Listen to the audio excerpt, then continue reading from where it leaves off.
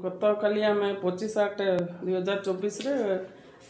Baipariguda दिगापुर Jaipur road रे गोटे Hyva गाड़ी कैप्साइज होती खबर आसाला पूजारीपुर छकरे खबर पाई आम स्टाफ जाइए सेठी गला को हाइवा गाड़ी कैप्साइज होता से गाड़ी को पूरा चेक करिवारे से गंजेई थिबार संदेह है आम मजिस्ट्रेट डाकी सब सर्च करिवारे से टोटाल 765 केजी 300 ग्राम गंजेई से जबत करा से हाइवा गाड़ी को भी आम जबत एक्यूज किए जना पड़ी ना से मैंने ऑलरेडी फेरार हो जाते पहुँचला को से किए किए इनवॉल्व अच्छा आम गोटे टीम गठन कर से बाबद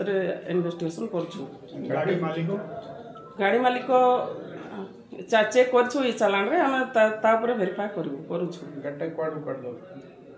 जाऊला तो बैपारीगुड़ा जयपुर आड़े तार जाबार थिला किंतु तार डेस्टिनेशन आमको एबे जना पड़ी ना कुआड़े जाइथांता।